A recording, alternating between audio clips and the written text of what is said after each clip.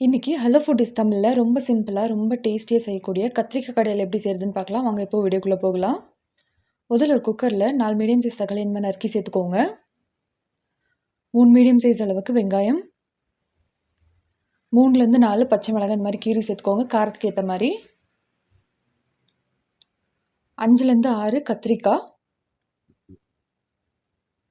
1/2 teaspoon அளவுக்கு மஞ்சத்தூள், தேவையான அளவு உப்பு, 1/4 லிட்டர் அளவுக்கு தண்ணி. இது எல்லாத்தையும் சேர்த்துட்டு க்ளோஸ் பண்ணி 4 விசில் மீடியம் ஃப்ளேம்ல விடுங்க போதும்.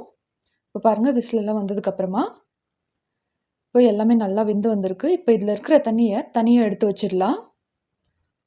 இந்த மாதிரி தனியாக எடுத்ததுக்கப்புறமா இப்போ இதை நல்லா மசிச்சு எடுத்துக்கோங்க. இதில் கொஞ்சம் புளியும் ஆட் பண்ணிக்கலாம்.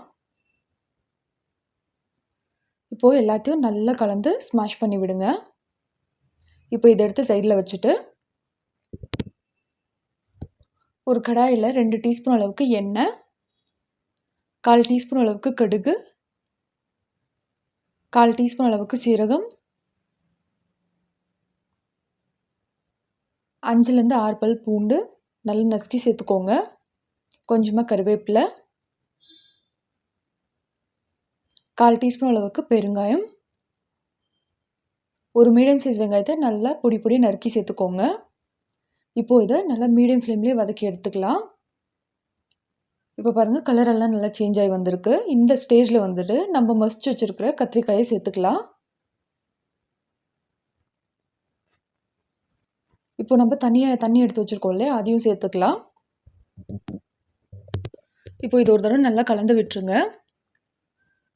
நல்லா கலந்து விட்டதுக்கப்புறமா ஒரு 2 நிமிஷம் வரைக்கும் இது நல்லா கொதிக்கட்டும். அடிக்கடி வந்துட்டு கொஞ்சம் கலந்து விடுங்க. இப்போ பாருங்கள் நல்லா சூப்பராக ரெடியாகி வந்துருச்சு.